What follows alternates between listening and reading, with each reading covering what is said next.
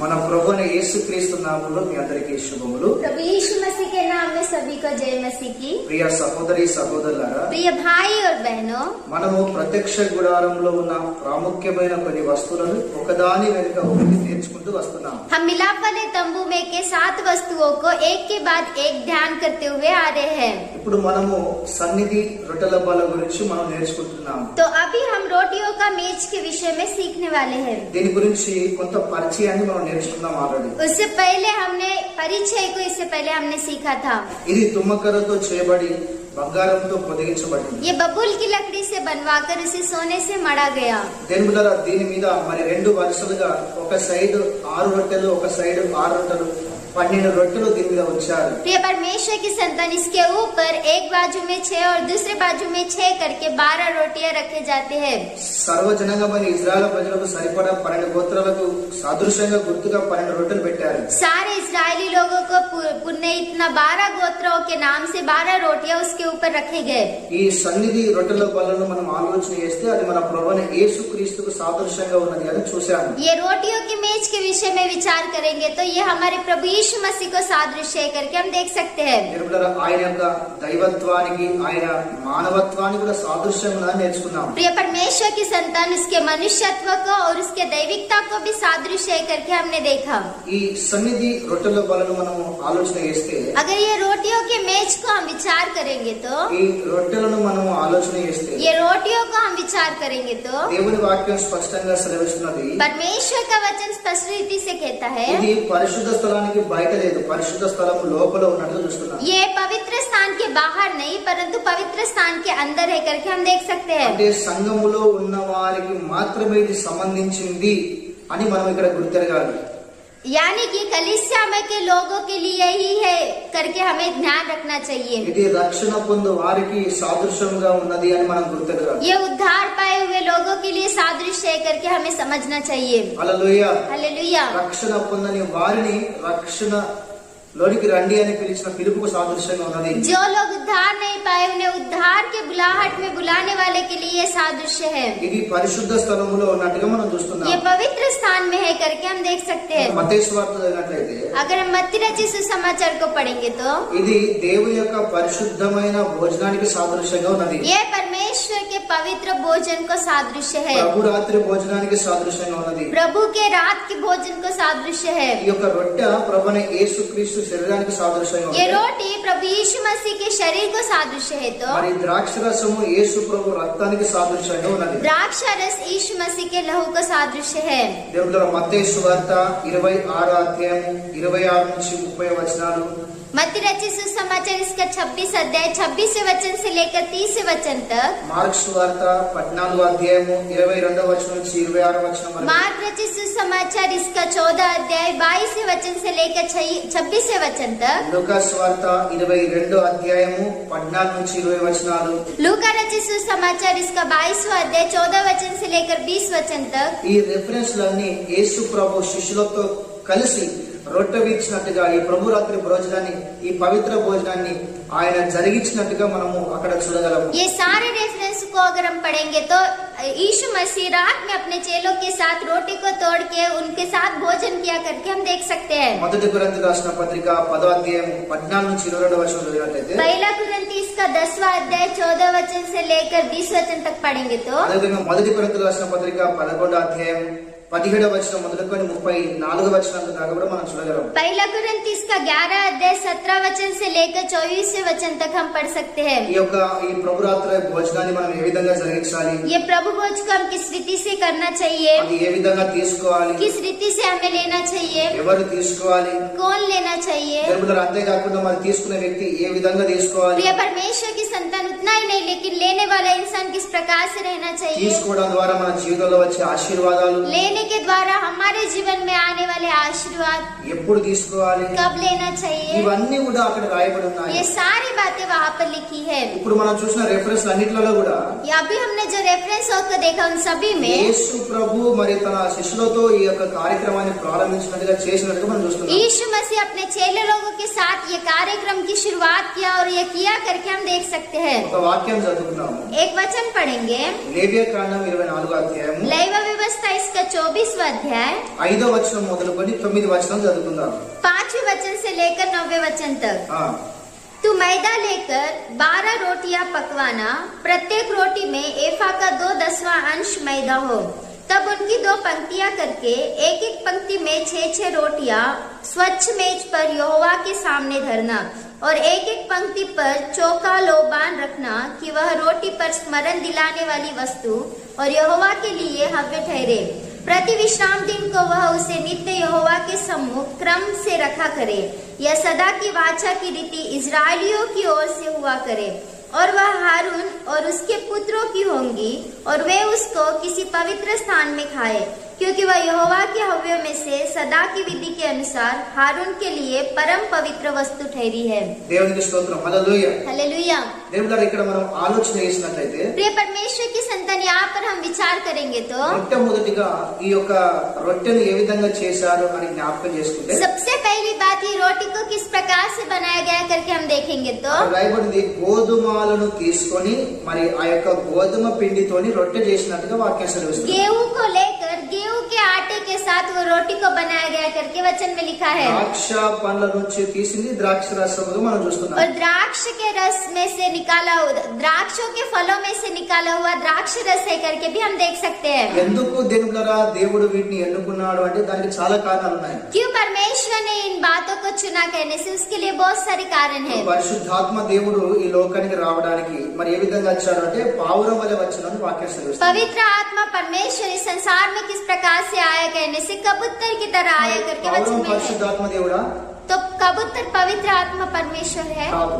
नहीं. పరిశుద్ధాత్మ దేవుడు పావుర రూపం వల్ల తనను ప్రకటించుకున్నాడు. पवित्र आत्मा परमेश्वर कबूतर की तरह अपने आप को प्रकट किया. మరి ఎందుకు పావురాన్ని వాడుకున్నాడు అంటే దానికి కొన్ని రీజన్స్ ఉన్నాయి. क्यों उसने कबूतर को इस्तेमाल किया कहने से उसके लिए कुछ कारण है. అట్లనే యేసు ప్రభు మరి తన శరీరం నిమిత్తము మరి గోధుమ పిండిని, తన రక్తం నిమిత్తము మరి ద్రాక్ష పళ్ళ రసం ఎన్నుకున్నాడు అంటే దానికి కారణాలు ఉన్నాయి చాలా. उसी प्रकार से प्रभु ने भी अपने शरीर के लिए गेहूं के रोटी को और अपने लहू के लिए द्राक्ष रस को चुना कहने से उसके लिए बहुत सारे कारण हैं. దేవుళ్ళ దానికి చాలా కారణాలు ఉన్నాయి. प्रिय परमेश्वर की संतान, उसके लिए बहुत सी कारण हैं. కానీ ఈ యొక్క ప్రభువును ఈ యొక్క పవిత్రమైన భోజనాన్ని చేయడానికి రొట్టె కొరకు ఇంకా వేరే వస్తువులను, ద్రాక్షరసం కొరకు ఇంకా వేరే జ్యూస్లను వాళ్ళు ఉపయోగిస్తున్నారు. लेकिन आज के दिनों में प्रभु भोजन के लिए, रोटी के लिए दूसरे वस्तुओं को और द्राक्ष रस के जगह पर दूसरे वस्तु को लोग इस्तेमाल कर रहे हैं.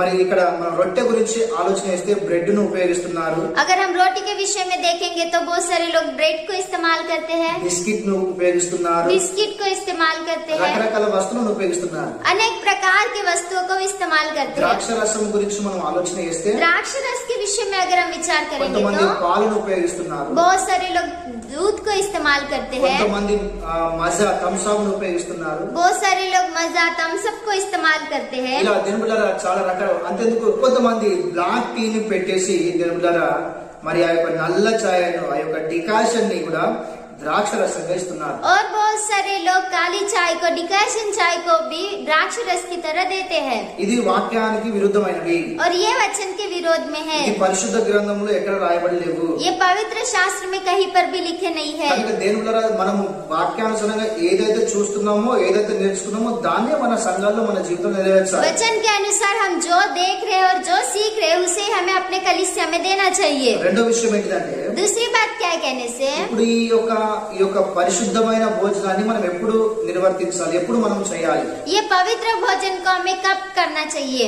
ఇప్పుడు మనం ఆలోచన చేస్తే अगर हम विचार करेंगे तो కొంతమంది సంవత్సరానికి ఒకసారి తీసుకుంటున్నారు, कुछ लोग साल में एक बार लेते हैं, కొంతమంది మరి 6 నెలలకు ఒకసారి తీసుకుంటున్నారు, कुछ लोग 6 महीने के बाद एक बार लेते हैं, కొంతమంది వాళ్ళకు జ్ఞాపకం వచ్చినప్పుడే తీసుకుంటున్నారు, कुछ लोग जब उन्हें याद आता है तब लेते हैं, కొంతమంది నెలకు ఒకసారి తీసుకుంటున్నారు, कुछ लोग महीने में एक बार लेते हैं, కొంతమంది వారానికి ఒకసారి తీసుకుంటున్నారు. और कुछ लोग हफ्ते में एक बार लेते हैं. మరి బైబిల్ రాయబడింది మనం ఎప్పుడైనా తీసుకోవచ్చు.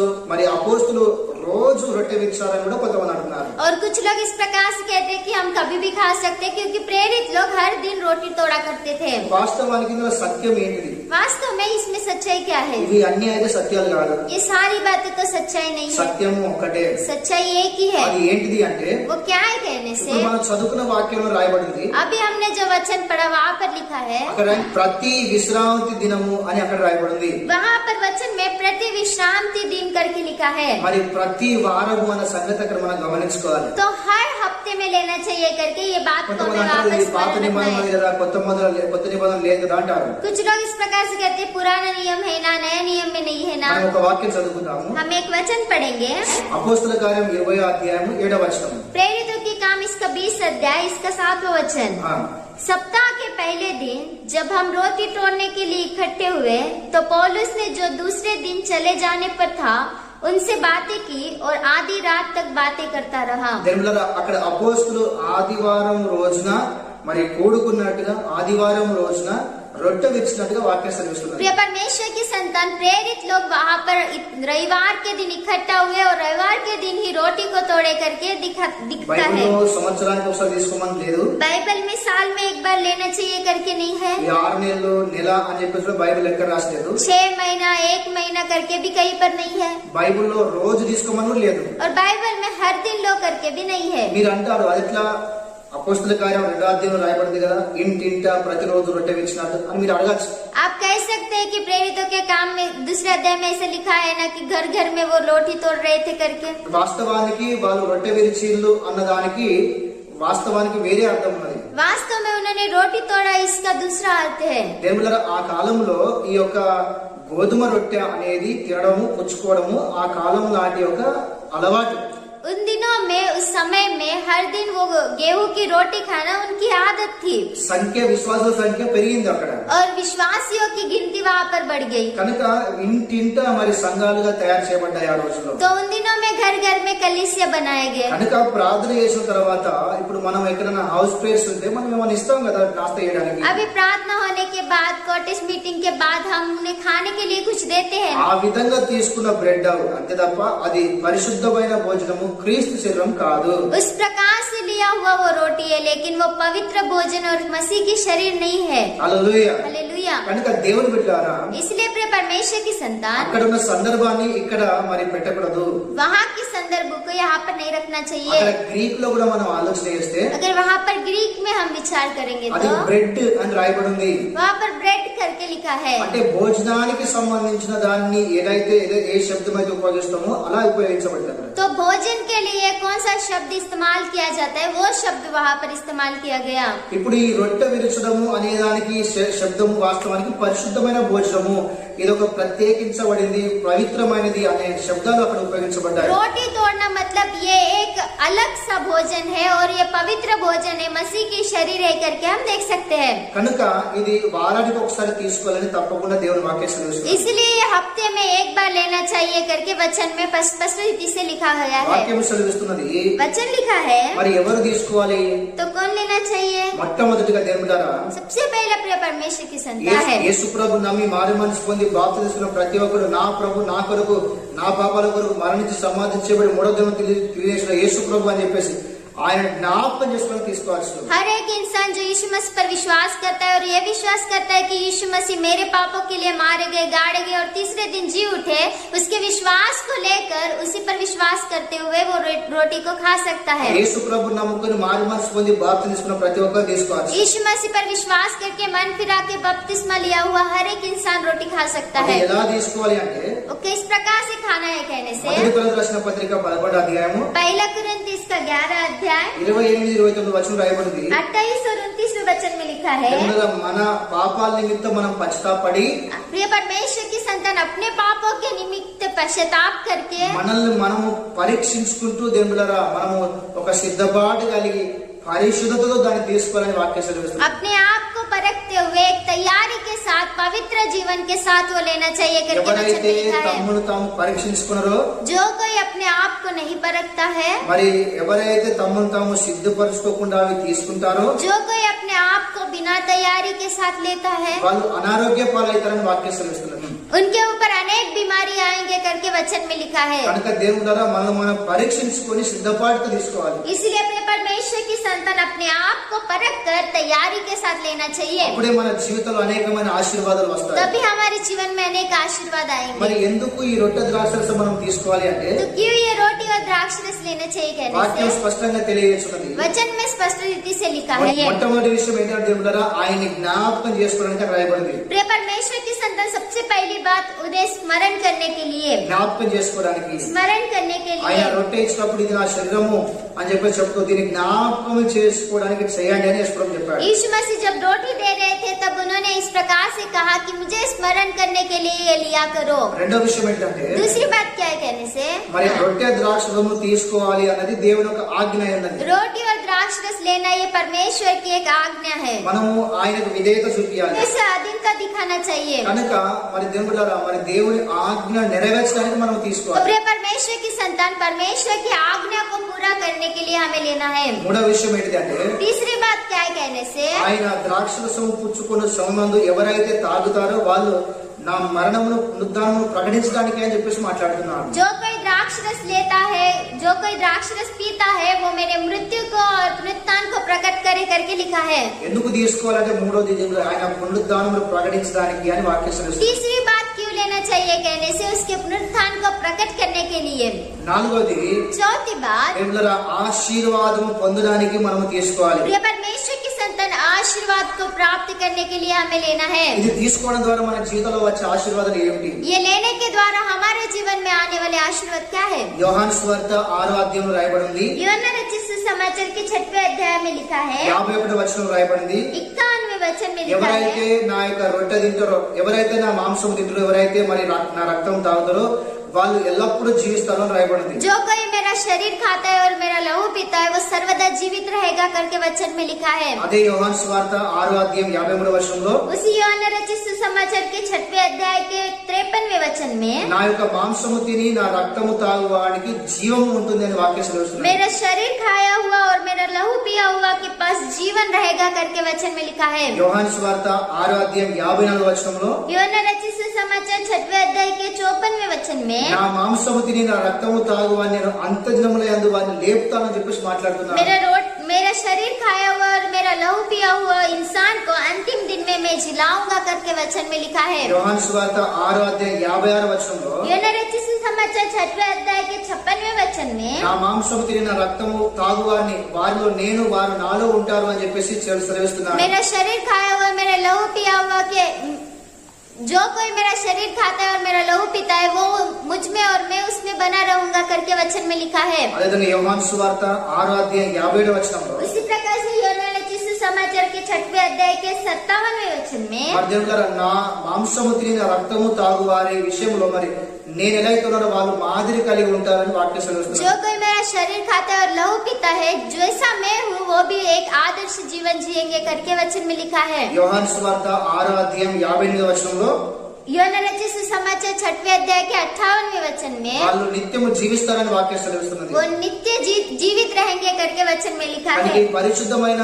భోజనమును దేవుడారా మనం పరిశుద్ధంగా వాక్యానుసారంగా నెరవేరిస్తే ఇలాంటి ఆశీర్వాదాలు దేవుడు మనకి ఇయ్యనున్నాడు. इस प्रकार से पवित्र भोजन में हम पवित्र रीति से शामिल होते हैं तो परमेश्वर हमें आशीषित करता మరి है. మనం ఏ విధంగా తీసుకుంటున్నాం, तो हम किस प्रकार से ले रहे మన हैं, జీవితాలు ఏ విధంగా ఉన్నాయి, हमारे जीवन किस प्रकार से है, మరి ఇలాంటి వాక్యానుసారమైన కార్యక్రమాలు మన సంఘాలు జరుగుతున్నాయా, इस प्रकार के वचन के अनुसार कार्यक्रम हमारी कलिसिया में हो रहे हैं क्या, లేకపోతే మన సిద్ధాంతాలని అక్కడ సంఘానికి రాస్తున్నామా, नहीं तो हमारे सिद्धांतों को हम कलिसिया में दे रहे हैं మన क्या, జీవితాలు మన పరిచర్యలు ఏ విధంగా ఉన్నాయి, हमारे जीवन और हमारी सेवकाई किस प्रकार से है. ఒకసారి మనల్ని మనం పరీక్షించుకోవాలి. एक बार हमें अपने आप को परखना है. వాక్యానుసారంగా ఈ కార్యక్రమాన్ని జరిగించే సంఘాలు గాని సేవకులు గాని దీవించబడతారు. वचन के अनुसार इस कार्यक्रम को करने वाले कलिसिया और सेवक लोग आशीषित होते हैं. దేవుడు ఈ మాటలు మనందరిలో దీవించును గాక. परमेश्वर इन बातों को हमारे बीच में आशीषित करे. ఆమేన్. आमीन. Praise the Lord. Praise Lord.